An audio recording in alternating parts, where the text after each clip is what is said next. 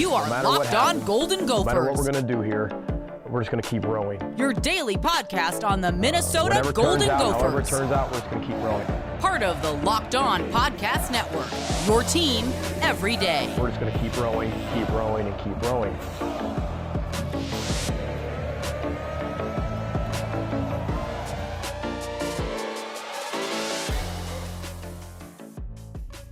Welcome into Locked On Golden Gophers, part of the Locked On Podcast Network, your team every day. And if you're listening, you call yourself a Gophers fan, and that in itself is a badge of honor. So wear it and be sure to hit subscribe on YouTube. You can find us at Locked On Golden Gophers, wherever you get your podcast. Now, I'm host Kane Rob, former collegiate football video coordinator and recruiting assistant, here to talk Gophers with you. But I had to bring on the one, the only Daniel House, Gophers Guru himself, on the show. Love bringing him on. And, you know, every time we chat, it's always good talks. It's always something I walk away with, something either learned or a thought that I want to expand on. So I definitely wanted to do that here on the show for the people once again. Thank you, Daniel, for joining us. Thanks for having me, man. It's off season now, but there's always stuff to talk about. It's been a moderately busy off season with coaching staff and transfer portal, and this time of year, there's still plenty to talk about. Absolutely, 1,000%. And you kind of led me right in there. Let's talk about some of the coaching staff. Let's talk about just quick thoughts on what you're thinking now. I had Galen Elmore, former Gopher, on the show to talk about Coach Winston De La Tibadier. But what are your thoughts on Coach Winston? What do you think he really brings to this defensive line room that maybe we didn't have with Coach Haley? Yeah, I think Winston De La Tibadier, covering him for the years that I did, I had a chance to do a lot of stories with him and talk football with him. And he was the guy that I would always go to for insight on other players. So when you're putting together a story, you're saying, I want to write about Boye Mafe, I'm going to Winston and getting his perspective. And I always talk to people in the building and they say, Winston's going to coach someday. And we'd leave our conversations, and I always joke with him. I said, I can guarantee you'll be back here coaching at some point. And sure enough, here he is. I was giving him crap about it. I said, I told you, man, you'd be coming back here. You broke out the crystal ball for that one. Well, and it's funny you said crystal ball because I'm going to talk about Mario Cristobal, where he got his first job as a coach. And there was a lot of learning done there. Him getting a chance to work under Cristobal is something that I don't think a lot of people are talking about. He was responsible for scout team offensive line for Mario Cristobal out in Oregon. And I'm telling you, that is very valuable because Mario Cristobal is one of the top minds when it comes to offensive line play in the country. And Winston has that perspective of looking at the game through the lens of an offensive lineman, which I think is super valuable when you're teaching defensive linemen how to set up rushes and do all those different things. I mean, he has the experience as a player, but also the mindset of looking through the lens of offensive line. And then as a GA working with Kayvon Thibodeau at Oregon. And then he was with Joe Moorhead at Akron most recently. So got some experience there.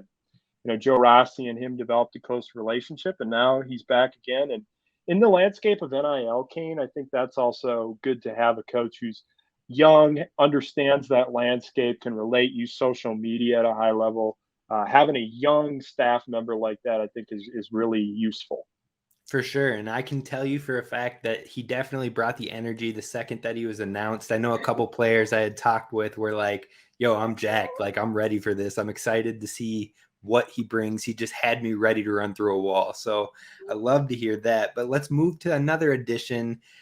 And this edition might be my favorite solely based on the nickname, and that is Nick Swag Daddy Monroe. What are you thinking with the new cornerbacks coach? The Swag Daddy landed. I mean, I was laughing because the Pinstripe Bowl press conference, I asked Joe Rossi about his relationship with Nick Monroe because I figured they maybe cross paths because he was at Allegheny, went to school there, and then, was coaching at Teal College in Pennsylvania. And when he left, Nick Monroe started a job at Allegheny. So I figured they'd cross paths, and I brought it up in the press conference, and he was telling a joke about officiating intramural basketball games or something like that he knew Nick. So then I'm sitting here going, okay, when the job opened, cornerbacks coach job opened, I said, I will bet that Nick Monroe is probably going to be in the mix here. And he made a lot of sense for many good reasons. I mean, you look at Syracuse's defense. I spent a lot of time prepping for the game, and they had the best pass defense explosiveness metric in the country last season. And eliminating explosive plays is such a big part of what Minnesota wants to do defensively. And not to mention Minnesota ties.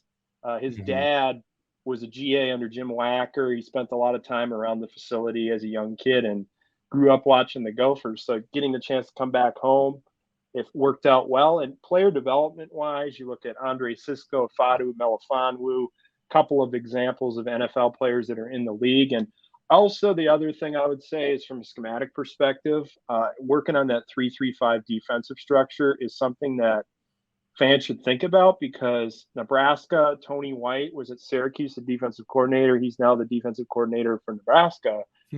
He's going to run the 3-3-5 out there. Wisconsin's going to run a multiple defense with some of those 3-3-5 elements. So I think having Nick Monroe's perspective on 3-3-5 defense can not only help, Minnesota look at some things. They aren't going to get that way defensively, but I mean, like, the perspective of when they're prepping for other defenses, he can say, hey, here's some things that give you a lot of trouble with the 3-3-5. And then finally, I'd say good recruiting.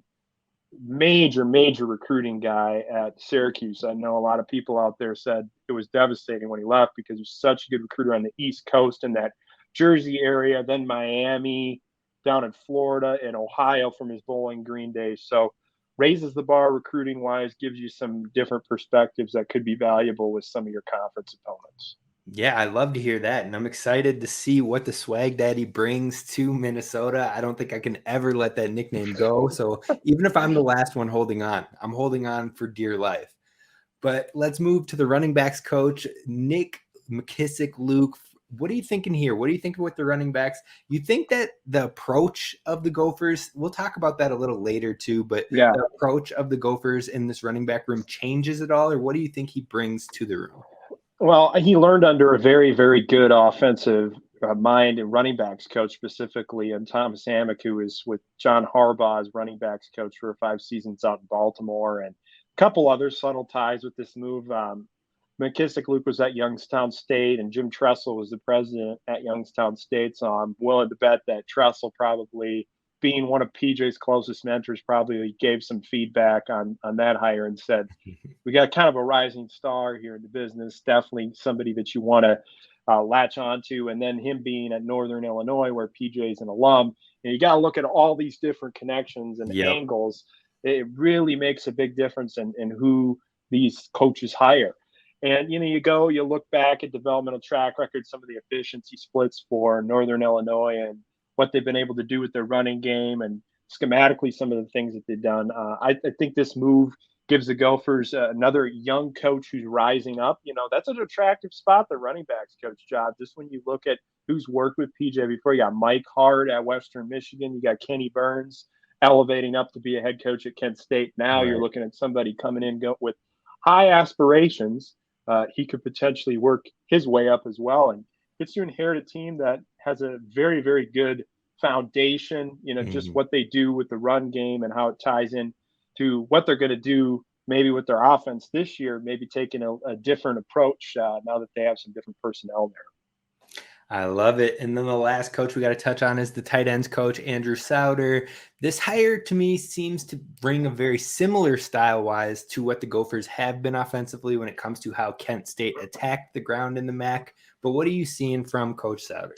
This is the most fascinating move to me, just because I see what Kent State did offensively last season, not just last season, but with Sean Lewis out at Kent State, and Souter being a guy that was very involved in the creativity and the development of that scheme.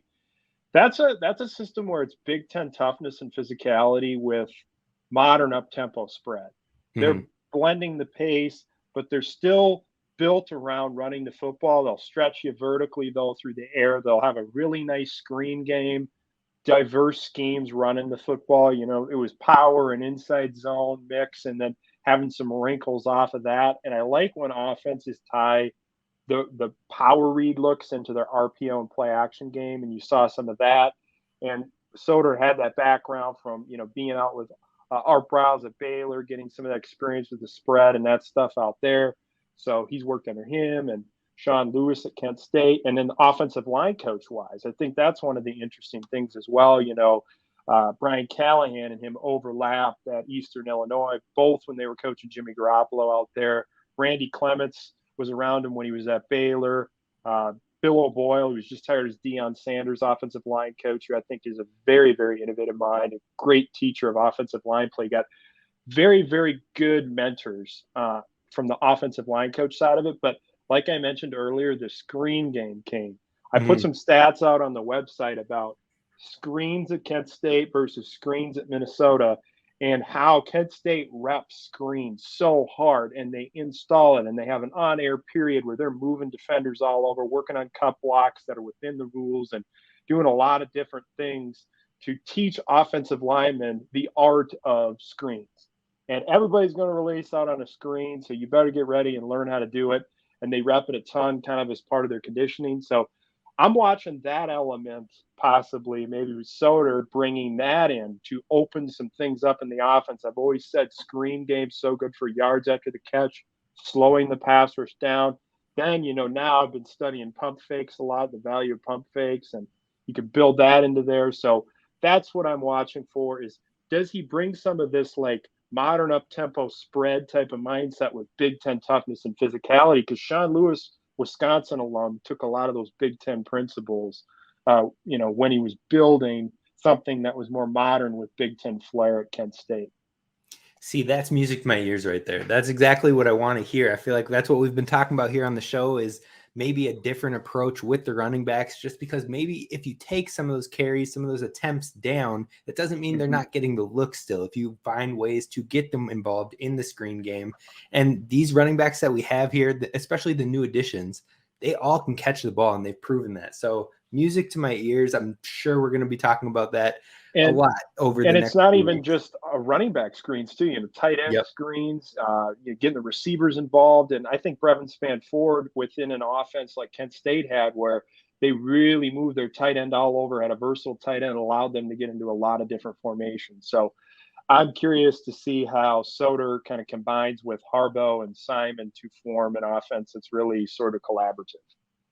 I'm with you. And I think Brevin Spann-Ford has a lot to gain this season. I think this year, heading into the season or out of the season, we didn't know if he was going to head to the draft or not.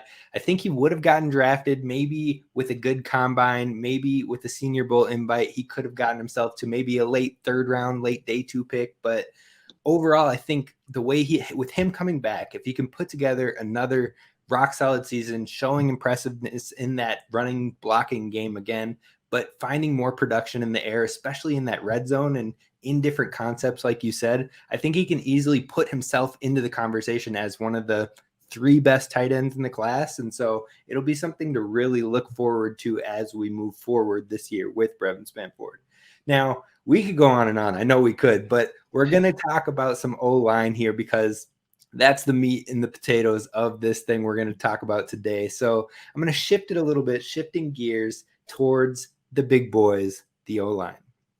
Now, it wouldn't be right if I didn't tell you about my friends over at Built Bar, who bring you that power-packed, protein-infused bar to tide you over for meals, to do after a workout, or you name it. It tastes delicious, covered in 100% real chocolate, and that is the Built Bar. And now you can find it in more brick and mortar stores as well, at your local Walmart or Sam's Club. You can buy a 4-pack or a 13-pack. So many varieties, so many choices, so many flavor options. Cherry Barcia is my go-to. I'm also a fan of the mint brownie, but don't take my word for it. Try it yourself. And if you want to save 15% off, then you head on over to built.com. You use promo code LOCKEDON15, all one word, and you'll get 15% off your next order. Definitely give it a try. 17 grams of protein, only 130 calories, and 4 grams of sugar. Get it done. Get it right. Head on over to built.com. All right, so first, when we're talking about the offensive line, let's talk about the departures. We've got 3 starters leaving once again. Now, we just came off of a year where we had 4 starters leave, and we filled those roles. Now we've got another 3, and it's all 3 interior guys. How big of a loss is that? Or do you think we'll be able to kind of shoulder the load with the depth that has been building over the classes the last couple of years? Yeah, it's very good timing to have this conversation because I just put out a series on offensive line and kind of the future of the position group and what it could look like this season. And one of the themes that I discussed was, really right now, the only player locked into the specific position is Ariante Ursary. Mm-hmm. It's very early to know how all the other pieces will fall together. Quinn Carroll, I thought, improved as the season went on. People got to remember, the snap share that he had at Notre Dame was pretty low, coming back from an injury, learning a new scheme, coming in later, just trying to get everything underneath him. I thought you saw a lot of growth there. Now, he could play right tackle, but in the event that, you want to play somebody else at right tackle, you can kick him inside, which I've talked a lot about. Quinn Carroll potentially really thriving at the guard position. He could probably play either spot guard or tackle, but it gives you some flexibility in the event like J.J. Godet. What is he able to stay healthy and take a big step forward? And you put him at right tackle. You got Martez Lewis, another player who got a lot of reps last season leading up to the 2022 season and ended up being sort of the main depth player along the offensive line at the tackle spot. Is he somebody that can kick inside? Like Minnesota takes all these versatile players that can play tackle or guard. So we'll see what sort of happens there to determine where Quinn Carroll ends up. And then you mentioned it, 3 starters on the interior. You got Nathan Bowe, who gained some experience last season coming in. And I talked to a lot of players, and I often ask them, like, which guys are emerging behind the scenes, in conversations. And a lot of times the work ethic and leadership and just the progress of Nathan Bowe came up. And so I thought that was very interesting to hear that, a lot of the players really felt like Nathan Bowe had made a lot of strides and improved since he arrived in the program. So it's him and Carter Shaw. And Carter Shaw has a lot of snaps at right guard at Utah State. So we'll see if he ends up taking one of these guard spots. He has experience at center too. And then, it's really, you're kind of looking at some potential different lineup combinations that you could go with at the guard spots. Tyler Cooper, native of St. Croix Falls. I wrote about him today. Maybe, like I said, Martez Lewis kicking inside, Quinn Carroll kicking inside. But the sleeper, I think, is Ashton Beers from Slinger, Wisconsin. Necktie of the week this week. I liked his film a lot coming out. I thought he made a lot of strides from his junior season even to his senior high school season, and he had a year here to get his feet underneath of him. You can read more about it on the site, but I think Ashton Beers is someone that I'm very intrigued to see during spring ball, to just get a feel for where everybody's at. Because really, I haven't been at a practice since August to just know where everyone's at. So we'll have some clarity then. And transfer portal, Kane. Maybe in May you're looking at spring ball performance, seeing what you got, and if you want, you could potentially take a transfer in May. But I'm telling you, the first window of transfer portal offensive lineman didn't do much for me. I watched a lot of guys, filtered a lot of numbers. I didn't see too much that I felt like would be worth adding. So it's very early, but lots to think about on the O-line. No, I love the insight. And you keep mentioning the site. I got to make sure to plug the site. I've done it anytime I talk about House on this show. I always say, I was on this trail. I was heading this thought process. And then I saw House talked about it. And I was like, okay, I at least feel a little affirmed in this thought process. I feel like I'm on the right track here.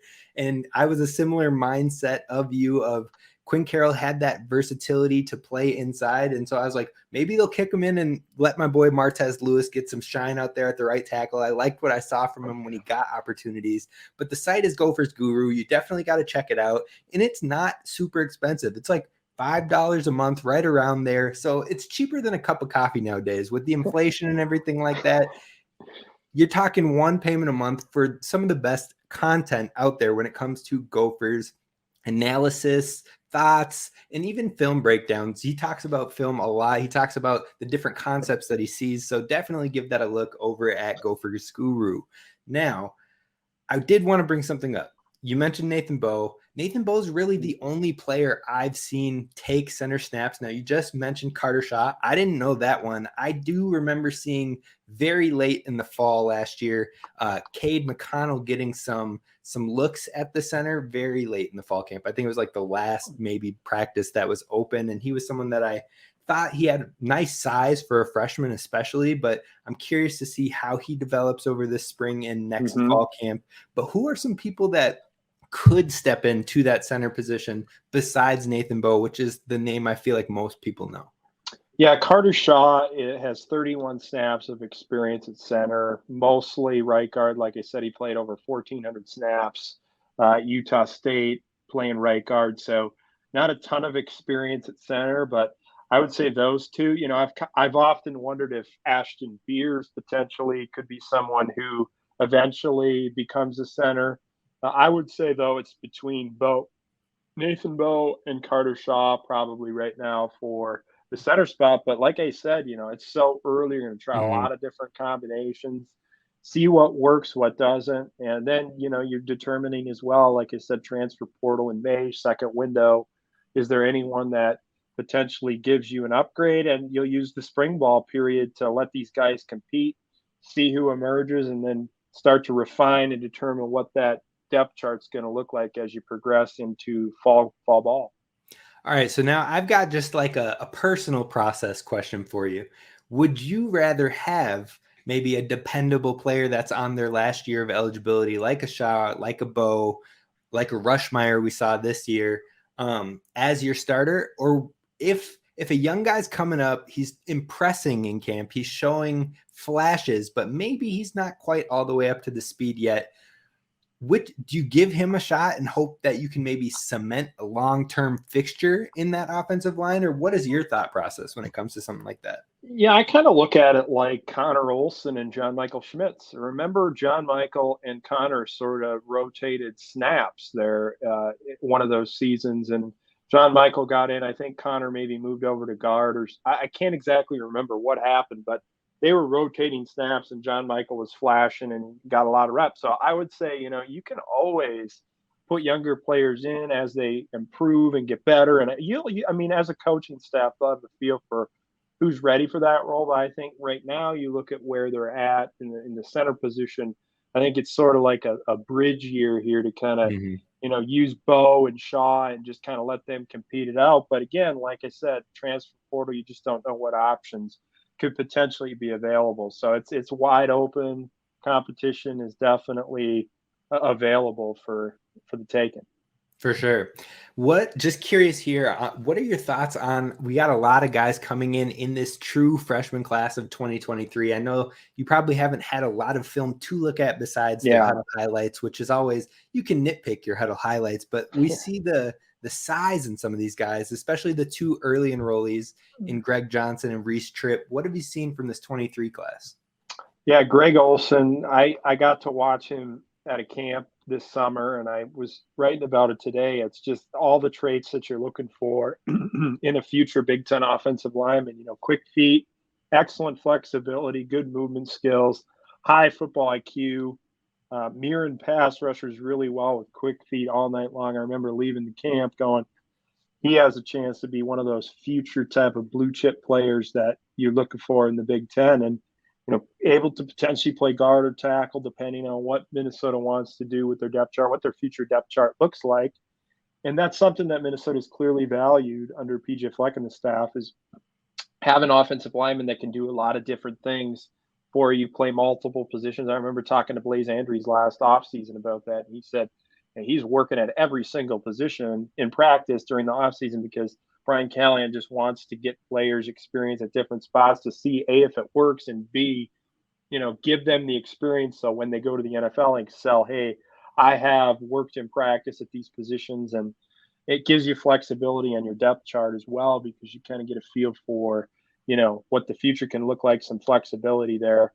You mentioned Reese Tripp too, just a big dude. I mean, he's someone that's got to get all the technique down and sort of develop athletically and get better in some areas, but you got that frame and developmental upside, which is what you saw a lot. I mean, you talk about those two, and then you look like Jerome Williams hasn't played a lot of football, but he's so athletic and flexible and will fit that zone blocking scheme so well. It's just you got to be able to invest some time in it. They did the same thing last year with Tony Nelson, who I think will end up being, one of the best in-state offensive linemen from that class, maybe a little bit under-recruited, but the athletic traits and the frame and everything, you just got to be willing to invest and develop in those type of players. And Minnesota clearly has done that. And this last class is going to be a big help for laying a foundation for the next few years along that offensive line.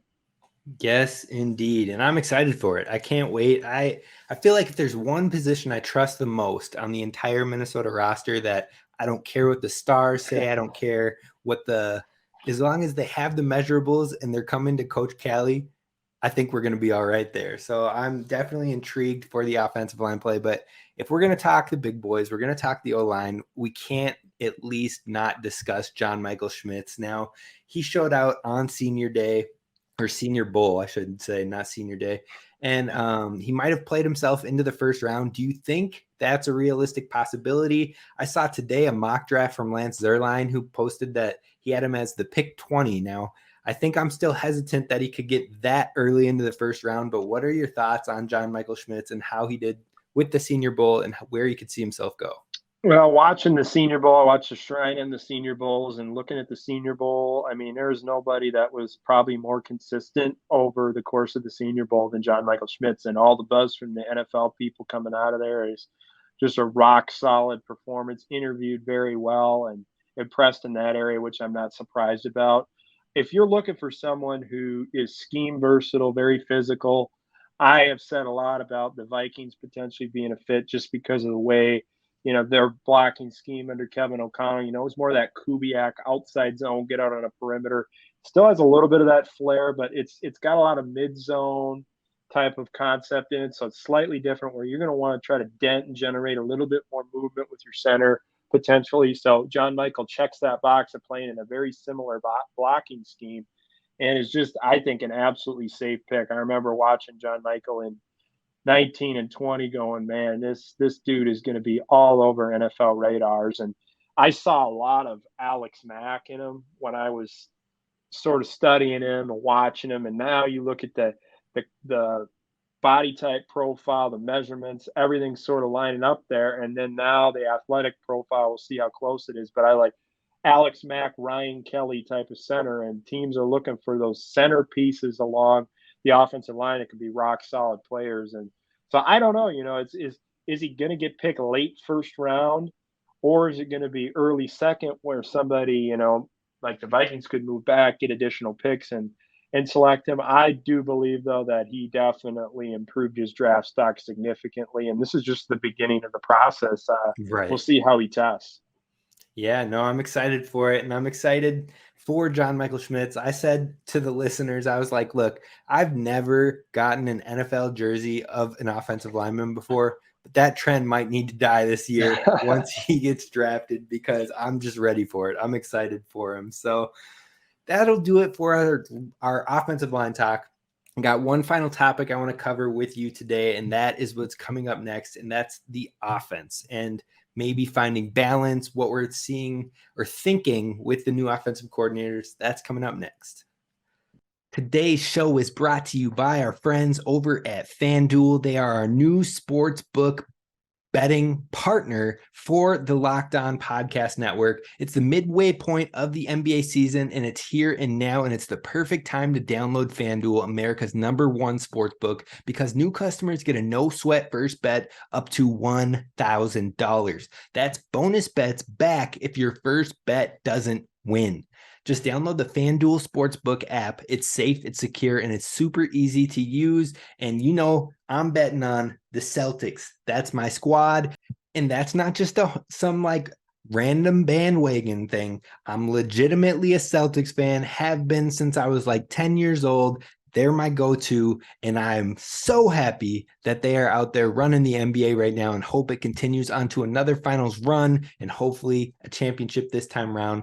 But like I said, head on over to FanDuel.com/lockedon for your no sweat first bet up to $1,000 in bonus bets. That's FanDuel.com/lockedon to learn more. Make every moment more with FanDuel, official sportsbook betting partner of the NBA. All right, Gophers fans, we're closing this thing off with some talk on the offense, talking about maybe a shift towards balance, maybe not, but we're joined here with our guest, Daniel House of Gophers Guru. Definitely check it out and become a subscriber over there. But Daniel, what are you thinking? Now, we got two offensive coordinators, both internal escalations with Coach Simon and Coach Harbaugh. Now, it sounds like Matt Simon's going to be doing the play calling work. What are your thoughts with those hires? What are your thoughts with maybe what we could see and what will be different from Coach Ciarrocca and his offensive style? Well, just looking at Greg and Matt, both of them been around PJ Fleck, understand sort of what the values are from a culture perspective, what they want to do philosophically. But I also think that both of them can look through the game in a unique lens and maybe tweak and build off some of the things that have been successful. And as you enter an era now where, you lost some personnel that have been foundational elements since PJ Fleck's arrived here, you can sort of look outside the box and maybe try to come up with some ways to add some innovation to what you do offensively. And I think it starts just with a few things where, offensively, maybe some more early down passing, the screen game, like I mentioned earlier, using that as an extension of the rushing attack, generate more yards after the catch. I'm going to talk a lot about that on the site over the course of the offseason, probably do some sort of study on that, talking about Minnesota and where they've been at yards after the catch over the last 3 seasons. I think fans will find it very interesting. But that's something that I feel could really help them just get the ball in space. And now they have the playmakers. I mean, looking at what they were able to do with the transfer portal with Corey Crooms, who's targeted 32 times on balls of 20-plus yards in 2022. That was the 6th highest mark in the FBS. Elijah Spencer was really good in that area too, 26 times targets on passes of 20-plus yards downfield, and then had a lot of contested catches in those scenarios. And even more on top of that, his ability to win against man coverage. You look at his route running skills in that area and some of the data that is presented with that. Last year, Dalen Wright had 9 targets on balls of 20-plus yards. Mike Brown-Stevens had 8, and they were the only 2 players that posted more than 8 targets of 20-plus yards. So you look at what they brought in with Corey Crooms and Elijah Spencer being able to get that vertical stretch element because, people talk about balance. I like to call it multidimensional football because it's like, okay, now you have your guys that can stretch vertically. Your goal is to create space in the passing game, and you do that by, spreading the football around, coming up with designs that, you maybe run a play design for this player and you set it up over not even maybe over the game, but maybe you show something earlier in the season and you tweak it in another game when people prep for it and you have success with it. It's like play sequencing, spreading the ball around. And by doing that and spreading the football around and stretching vertically, getting the ball out with screens, you're able to create space in the passing game, which I think is the key. And not only that, when that happens, then you're stretching the defense out. You're getting to the point where they're threatened by you vertically. They know you can hit the big play. So then you got to make a schematic decision of, do I pull a defender out of the box to stop the run in order to slow the downfield passing attack and subject yourself to getting the ball run on you because you got lighter boxes. So that's what the 2019 offense was so good at when you saw having, Bell and Johnson and Bateman and Demetrius Douglas, all those guys together with Rodney, Moe, and Shannon in the backfield. There was a lot of different weapons to go around. But I see now with the way this receiver room is built, Harbaugh and Simon have the personnel to do some different things. And Sean Tyler being a guy who's so good at breakaway runs, which I talked about on the website, explosive plays when you get the ball in space, and his skills as a receiver, return man, some electric ability there, and speed. I think that was the one thing that I wanted to get in the offense this offseason is more speed, and Minnesota has that to work with. So just personnel-based, the best coaches are able to adapt to their personnel. So those are some things that I think could help. Yeah, I'm excited. I mean, I'm nothing against the people that have left after this season. We appreciate everything they've done and what we've seen from them, but there are exciting elements with some of the new players coming through, like you'd mentioned with Sean Tyler and his explosiveness, even Zach Evans, who shows that quick acceleration and the ability to get into that second gear so fast. And then you got these new pass catching options as well. And then you have the quarterback, and we've seen it out there on the field. We've seen the flashes. We've seen the glimpses. So it's an exciting time to be a Gophers fan. I talked about on our show yesterday that Ethan Kalikmanis was one of 3 passers to pass for over 300 yards in a single game in either his redshirt or true freshman season for the Gophers since 1990. Now, that's not predictive. That's not saying he's going to be a rock star and a guaranteed success, but it's something that you don't see often. And in that, those other quarterbacks were Tanner Morgan and Adam Weber, who also got 300-yard marks. Now, they also got a lot more passing attempts out there. And so far in Coach Fleck's time here, we haven't gotten a whole lot of passing attempts, but I'm excited for the team to maybe be shifting and gearing a little bit more towards balance. Now, we're not going to scrap the run. We're not going to go completely opposite direction. Like, it's still going to be a run heavy. It's still going to be a Big Ten squad, but just getting more towards that parity, more towards that balanced approach is just an exciting concept in my eyes. Yeah, and there's ways to do that. The physicality of the running game is always going to be important, but there are so many ways now with the skill players at the receiver spots being so dynamic. I mean, you just look at the depth chart coming back this year versus last year. You got Jackson, Elijah Spencer, Chris Bell, Crooms, Dalen Wright, Lemecki Brockington, Christian Hoskins developing behind the scenes, MBS coming back as well. So, I mean, you got a lot of different options with varying skill sets that you can feature in different ways to come up with unique game plans that put stress on the defense. And that's the job of a coach, is to maximize the talent he has available. And the personnel this year, I think, gives them a lot of options offensively, not only at the receiver spot, but when you got someone like Brevin, like I said, who can line up all over the place, get you into a lot of different formations. And then Ethan at quarterback, you wonder how much of the quarterback run game will be involved. Is there some of that power read influence coming in, quarterback run game incorporated, maybe some more power schemes? Like, I'm genuinely curious what type of things Minnesota adds to the offense, maybe shifting themselves to that Big Ten physical attack, but with some modern principles into it. That's what I'm interested to see, if that's sort of the philosophical approach this year, because you can build off a lot of things that they do extremely well and make just subtle tweaks that will make a huge difference. And Matt and Greg taking over, I'm just interested to see what their approach is. I am too. I'm right there with you. And you know what? I know we could keep going, and I know we could dive further, but I'm going to make the listeners wait. We're going to find another time. We'll have to talk some more Gophers football. We'll probably find another time to even maybe chat about some of these other Big Ten changes, the complete different systems that are going in place over in our rivals at the Badgers. I know that if anybody can speak to it, once you're given the time to look at it and whatnot, it's you, House. So I'm definitely going to have you back on. And Gophers fans, definitely check out Daniel House. You can find him at Daniel House NFL on Twitter, and you have to check him out over at Gophers Guru. Why don't you let the people know what you're working on currently over at Gophers Guru, and then we'll wrap this thing up. Just posted a series on the offensive line, a 2-part series. The second part dropped today. Insight on the Gophers in the NFL draft on the website as well. And then I just did a cool interview today. I'll be putting something out on that soon, so keep an eye out on that. Really fun interview that I did today. So lots of content on the horizon, NFL draft on the way, which is always exciting time. So check it out at gophersguru.com. There it is. And be sure to hit subscribe on YouTube if you haven't already. Leave a comment down below on what you would like us to talk about on future shows with House. But that's going to do it for us. This is Kane Rob signing off. Row the boat, Sky Go Gophers.